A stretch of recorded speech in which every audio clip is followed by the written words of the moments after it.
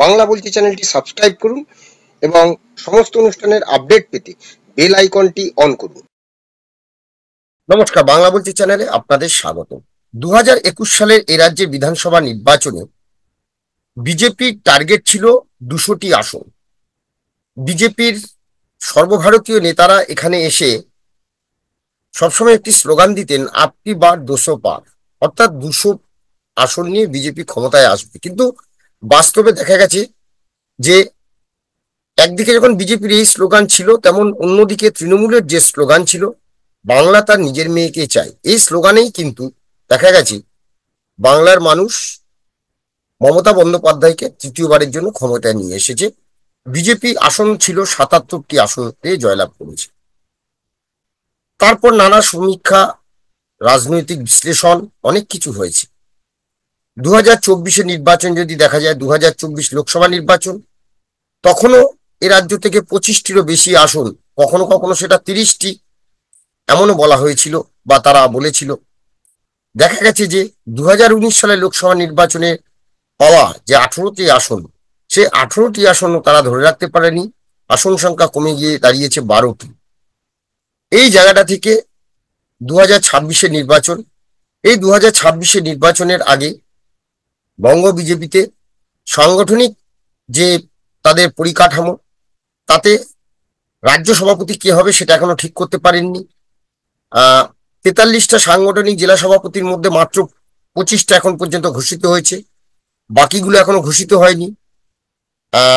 এবং অন্যদিকে যেটা দেখা যাচ্ছে, বাংলাদেশে যে সংখ্যালঘুদের ওপর অত্যাচার, যে টর্চার হয়েছে, তার উপর নির্ভর করে বিজেপির হয়তো একটা ধর্মীয় মেরুকরণ, যেটা হিন্দু মুসলমান বা সংখ্যালঘু এবং হিন্দু, এই যে ধর্মীয় মেরুকরণ, সেই মেরুকরণে ভর করে হয়তো তাদের সংগঠন কিছুটা হয়তো এগিয়েছে। এই জায়গা থেকে শুভেন্দু অধিকারী বলছেন যে 100টি আসন তাদের টার্গেট, আমরা দেব 16, অর্থাৎ মেদিনীপুর 16টি আসনে 16টি আসন দেবে, বাকি টার্গেট হচ্ছে 180। অর্থাৎ 2021 সালের নির্বাচনের যে 200টি টার্গেট ছিল, সেই 200 আসনের টার্গেট এখন কমে এসে দাঁড়িয়েছে 180। এখন দেখা যায় যে 200 টার্গেটে ছিল 77টি আসন পেয়েছিল, এখন গিয়ে যেটা প্রায় 60-62তে দাঁড়িয়েছে। অনেকেই চলে গেছেন, বিজেপি ছেড়ে বিধায়করা তৃণমূলে যোগদান করেছেন এবং উপনির্বাচন হয়েছে। সেই উপনির্বাচনে এখন টোটাল বিধায়ক সংখ্যা এসে দাঁড়িয়েছে 60-62র কাছাকাছি। এখন এই 180 যে টার্গেট, সেই 180 টার্গেট কি আদৌ সম্ভব? আজকে আমরা বিষয় নিয়ে আলোচনা করব। আমি বিপ্লব, আমার সঙ্গে রয়েছেন রাজনৈতিক বিশ্লেষক অধ্যাপক ডক্টর রাজাগোপাল ধর চক্রবর্তী। রাজাদা, স্বাগত জানাচ্ছি। রাজাদা, 21 বিধানসভা ভোটে দিল্লির নেতারা এসে 200 পারের কথা বলেছিলেন, টার্গেট দিয়েও ছিলেন যে আপকি বার 200 পার। আমরা সেটা দেখেছিলাম, অমিত শাহ থেকে নরেন্দ্র মোদী সকলেই বলেছিলেন। আর এই ভোটের ফলাফলে দেখা গেছিল 77টা আসন, 200 টার্গেটে 77টা আসন। 4 বছর পর বাংলায় বিজেপি বিধায়কের সংখ্যা কমে প্রায় দাঁড়িয়েছে 60-এর আশপাশে। এই পরিস্থিতিতে নির্বাচনের আগে এই যে 200 তো দূরস্থ, সেটা কমিয়ে দিলেন বিরোধী দলনেতা শুভেন্দু অধিকারী। তিনি বলছেন আমরা 180 আসন পাবো, মেদিনীপুরে 16টি এবং টোটাল 180টি আসন পাবো। তৃণমূল বলছে 40 পেরোবে কিনা সন্দেহ আছে, কি বলবেন? ভোট দেরি আছে, এখন তো প্রায় 1 বছর দেরি আছে। এখন রাজনীতিতে প্রতি মুহূর্তেই সবকিছু পাল্টে যায়। আগামী কয়েক মাসে কি ঘটবে কেউ বলতে পারে। এমন ঘটনা ঘটতে পারে যেখানে হয়তো কেন্দ্রের গুরুত্ব কমে যেতে পারে বা বেড়ে যেতে পারে, বা রাজ্যের গুরুত্ব, রাজ্য শাসক দলের গুরুত্ব, নানান কারণে নানান কিছু ঘটতে পারে। তবে আমরা ধরে নেব যে এই মুহূর্তের পরিস্থিতি বা কি হতে পারে, বা সবকিছু অপরিবর্তিত থাকলে এক ভোটের সময় কি হতে পারে, এইভাবেই আমাদের আলোচনাটা করা যেতে পারে। দেখুন, 2021 যারা টার্গেট বেঁধে দিয়েছিলেন, তারা অনেক কিছু হয়তো ভেবেছিলেন।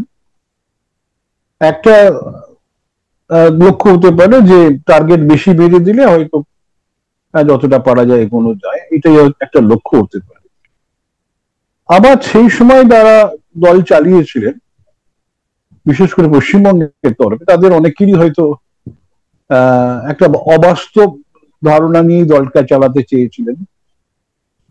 এবং মানুষ যদি বুঝতে পারে যে এদের টার্গেটটা অবাস্তব, তাহলে মানুষের হতাশাও বেড়ে যায়, মানুষ অনেক সময় সরে যায়, কিন্তু তাদের হয়তো ভোট নাও দিতে পারে। এটা নির্বাচনের ফল দেখে অনেকেও ভেবেছে হতে কিছু হয়তো বিজেপির ভেতরের অন্তর্ঘাত হয়েছে।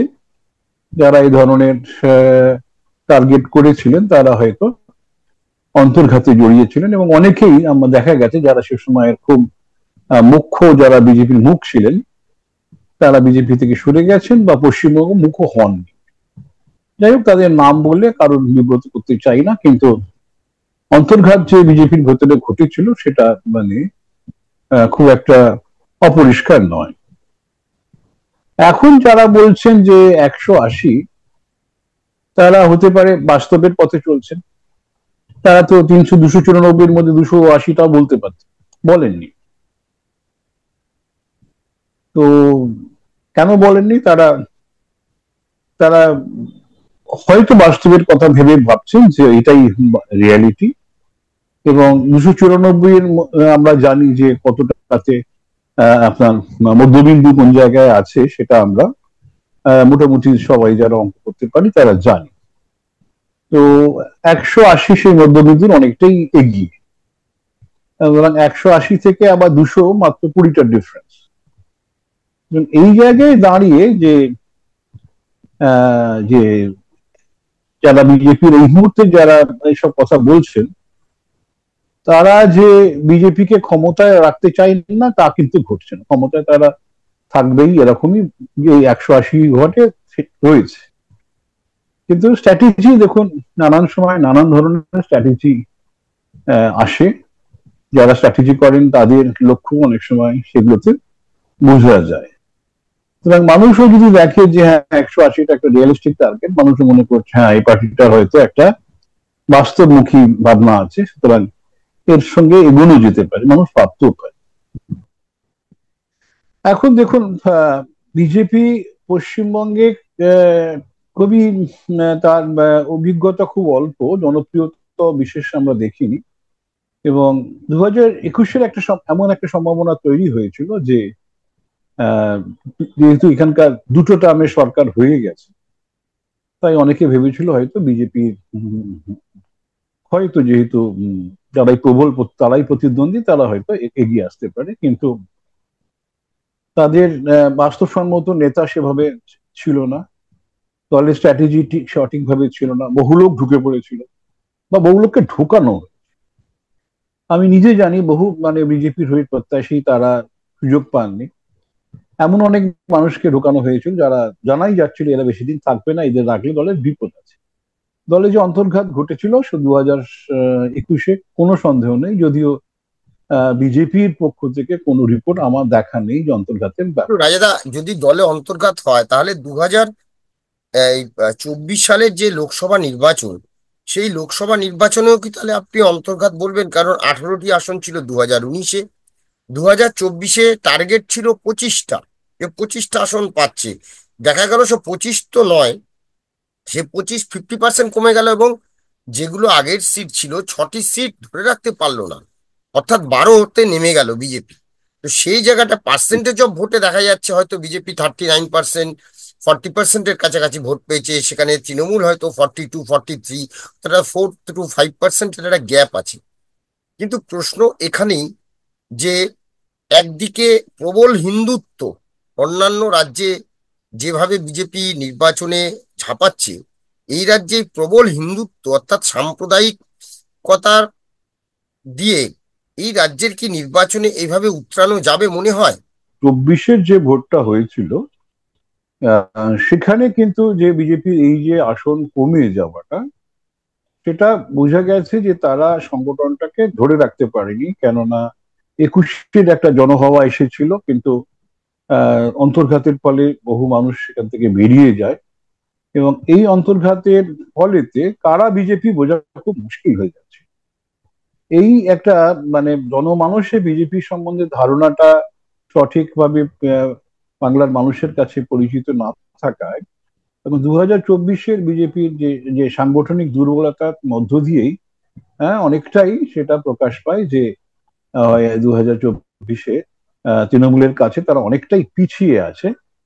এবং নির্বাচনে জিততে গেলে আপনাকে যেভাবে ভোটার লিস্ট থেকে শুরু করে সব জায়গাতেই আপনার ক্ষমতার মানে আপনার সাংগঠনিক দক্ষতা লাগে, সেটা বিজেপি তৈরি করতে পারেনি। এই মুহূর্তে করেছে বলে আমি বলছি না যে বিজেপি যে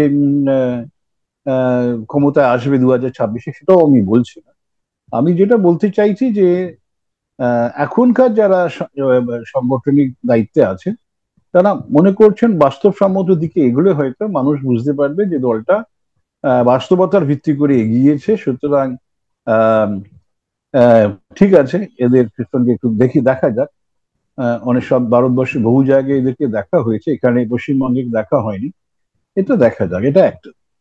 আর একটা, এবছরে যে বিশেষ যে ভূমিকা যেটা আপনি যে দিকটা নিয়ে যাচ্ছেন, বাংলাদেশে যে ঘটনাটা ঘটে হুম যাচ্ছে হুম এখনো পর্যন্ত, মানে 5ই আগস্টের পরে যে ধরনের সেখানে সংখ্যালঘু বিশেষ করে হিন্দুদের উপর যে অত্যাচার বা আক্রমণ বা হত্যালীলা চলছে, হুম তাতে কিন্তু মানুষের, হিন্দুদের বা হিন্দু বাঙালিদের মধ্যে একটা চেতনা নতুন করে জাগ্রত হচ্ছে, তাদের ইতিহাসকে উস্কে দিচ্ছে যে যে কি হতে পারে। যারা চলে এসেছিলেন তারা আত্মীয় স্বজন ছেড়ে এদেশে নিরাপদে আছেন, কিন্তু তাদের আত্মীয় স্বজন দেখা যাচ্ছে নিরাপদে ছিল না, তারা বাংলাদেশকে ভালোবেসেছিল, এখন দেখা গেছে সেই ভালোবাসাটায় বিপদ হচ্ছে। এখন অনেকে ভাবতে পারে যে পশ্চিমবঙ্গেরও যেভাবে যেদিকে এগোচ্ছে, তাতে হয়তো আগামী দিনের বাংলাদেশ হবার বা পাকিস্তান বা আফগানিস্তান হবার থেকে বিশেষ বাকি নেই। এ ধরনের ভাবনা কিন্তু যারা একটু ভবিষ্যৎ কথা ভাবে তাদের মধ্যে আসতেই পারে। হ্যাঁ, সবসময় যে আমি বসে ভাববো না, সেটা নাও ঘটতে পারে। বাংলাদেশের ঘটনা কিন্তু ভাবিয়ে তুলছে। এমনিতে পশ্চিমবঙ্গে দেখুন মানুষ চিরকালই কিছুটা বামপন্থা মেনে চলে। গোঁড়ামিটা মানে বামপন্থা ইন দ্য সেন্স যে প্রচলিত ধ্যান ধারণার একটু ভিন্ন পথেই চলার কথা চেষ্টা করে, যুক্তিতর্ক বিশেষ ব্যবহার করে, এবং তার ফলে অন্য জায়গায় যে ধরনের ভাবনা চিন্তা হয়, বাংলায় একটু ভিন্নতা রয়ে গেছে। এখন যখন বাস্তবতাটা আপনাকে দেখাচ্ছে যে আহ কিরকম বাস্তবতা বাংলাদেশের থেকে বোঝা যাচ্ছে, বাংলাদেশে এক্ষুনি যদি বর্ডার খুলে দেওয়া হয়, মানে বিপ্লব তো আমি বলতে পারি 1 কোটির কম মানুষ ঢুকবে না, 1 কোটির বেশি মানুষ ঢুকবে, এমনই সেখানকার অবস্থা যে মানুষ। সুতরাং এখন পশ্চিমবঙ্গে যদি আগামী 10-15 বছর পর এই হয়, এই আহ, হিন্দুরা কোথায় যাবে এ ভাবনা কিন্তু রয়ে গেছে, তাদের তো যাবার আর তো কোনো জায়গা নেই। কোথায় যাবে? বঙ্গোপসাগরে যেতে হবে, অন্য রাজ্যেতে তাদের প্রবেশ ঘটবে কিনা, এই ভাবনা কিন্তু মানে অন্য রাজ্যে প্রবেশ ঘটলে সেখানে বাঙালিয়ানা সম্পূর্ণ যাবে, এই ভাবনা চিন্তা কিন্তু বাঙালির মনে রয়ে গেছে যে এই সুরক্ষা তাদের হয়তো কেউ কেউ দেয়নি এতকাল পর্যন্ত। এইটা কিন্তু আমি বহু জায়গায় দেখি, যারা ধর্মের কথা কোনোদিন হিন্দু বলে নিজেদের খুব একটা গর্ব অনুভব করে না, যারা মনে করে যে সব ধর্মই সমান, রামকৃষ্ণ দেবের যে যত মত তত পথ, এটা বাস্তব ভাবেই মা, তাদের অনেককেই বলতে দেখছি যে কি হবে কে জানে আগামী দিন। এই অনিশ্চয়তাটা একটা এমন একটা জায়গায় এসেছে বাংলাদেশ ঘটনার ফলে, এবং বিজেপি অ্যাজ এ স্ট্র্যাটেজি মনে করছে যে এটাকে উস্কে দেওয়া দরকার, এবং ধর্মীয় ভিত্তিতে যদি ভোটটাকে করা যায়, মানে বিজেপি এটাও দেখেছে যে যারা সংখ্যালঘু বা মুসলমান সম্প্রদায় তারা বিজেপির দিকে আসবে না, 30%, 32% যা তাদের আছে পুরোটাই এখন, যেহেতু মানে অন্য পার্টিগুলো সেভাবে রাজনৈতিক ক্ষমতা দেখাতে পারছে না, এবং বিজেপির জুজুর ভয় দেখানো হচ্ছে যে বিজেপি আসলে আরো ক্ষমতা, সিএ হবে, হ্যান হবে, তার ফলে এক কাটটা সেটা তৃণমূলের ভোটটাই যাচ্ছে, মানে মুসলমান সংখ্যালঘুদের ভোটটা। এখন যেহেতু ওই জায়গায় কোনো হাত দেওয়া যাবে না, যদিও বেশ কিছু মুসলমান সম্প্রদায়ের মানুষ বিজেপির হয়ে কথা বলেন দেখছি, এবং বিজেপি যে 3 তালাক বিল মুসলমানদের অর্ধেক মহিলাদের সুবিধা দেওয়ার কথা, কিন্তু তা সত্ত্বেও ভোটগত কোনো মানে পরিবর্তন দেখা যাচ্ছে না। এই জায়গায় দাঁড়িয়ে বিজেপি মনে করছে যে তাদের যা ভোট সেটা পুরোপুরি হিন্দুদের, এবং আরো 4-5% ভোট যদি এই পোলারাইজেশন, রিলিজিয়াস পোলারাইজেশন করে পাওয়া যায়, তাহলে ক্ষমতায় আসা যাবে। সেই দিকেই তারা জোর কদমে এগোচ্ছে। এবং বাংলাদেশে যত সংখ্যালঘু উৎপীড়ন হবে, সেখানকার হিন্দুদের যত যাতনা বাড়বে, বলতে গেলে এখানকার হিন্দুদের কিন্তু মানে উল্টোটা হওয়ার সম্ভাবনা আছে, তাদের ঐক্যবদ্ধ হওয়ার সম্ভাবনা আছে। এবং ঐক্যবদ্ধ না হলে যে বিপদ ঘটতে পারে বাংলাদেশ তাদের শেখাচ্ছে। এই এই ভাবনা নিয়ে বিজেপির স্ট্র্যাটেজিটা, এটা কি ঘটবে না ঘটবে আগামী দিনই বলবে, কিন্তু যে এই যে ভাবনাটা এসে গেছে, এটা কিন্তু কোনো সন্দেহ নেই। তিরিশ হ্যাঁ, হ্যাঁ, পার্সেন্ট আরেকদিকে 70%, তার মধ্যে থেকে যদি আমরা 15% বাদও দিই, তাহলে দেখা যাচ্ছে যে প্রায় 55%। তাই তো, সেই 55% নিয়েই হ্যাঁ, কিন্তু লড়াই বিজেপির কাছে এখন। 15% মানুষ হ্যাঁ, ভোট দেন না বা ভোট করে না। হ্যাঁ, তাতে যদি আমরা বাদও দিই, তাহলে দেখা যাচ্ছে যে হুম, এই 30%-এর মধ্যে 30% নিয়ে তৃণমূল পকেটে নিয়ে ভোটে নামবে। বিজেপিকে শুরু করতে হবে 55 থেকে 60%-এর মধ্যে ভোটটাকে নিয়ে শুরু করবে, সেখান থেকে তারা কতটা ইনক্যাশ করতে পারে, মানে সেখানেও তো তৃণমূলের ভোট আছে। এখন প্রশ্ন যে একদিকে সংগঠন, আরেকদিকে এই যে হিন্দুত্ব, অর্থাৎ ধর্মীয় মেরুকরণ, কোন দিকে বাংলার মানুষ রায় দেয়, দেখার এখন সেদিকেই। দেখা যাক, কারণ গতবার যে স্লোগানটি ছিল, একদিকে ছিল আপকি বার 200 পার, অন্যদিকে ছিল বাংলা তার নিজের মেয়েকে চায়। তো এই এই যে একটা ফারাক, কিন্তু একটা পার্থক্য গড়ে দিয়েছিল কোথাও, অর্থাৎ বাঙালি অবাঙালি একটা যে মনোভাব, সেটাও কিন্তু কাজ করেছিল বলে রাজনৈতিক মহল মনে করছে। এখন দেখার যে বাংলাদেশের পরিপ্রেক্ষিতে আগামী 2026, এখনো প্রায় 7-8 মাস বাকি নির্বাচনের, এই জায়গাটা থেকে এই ইস্যুটাকে কতটা টেনে নিয়ে যাওয়া যায় সেটাই নজর। ধন্যবাদ রাজিয়াদা, ধন্যবাদ আপনাদের। সবাই ভালো থাকবেন, নমস্কার।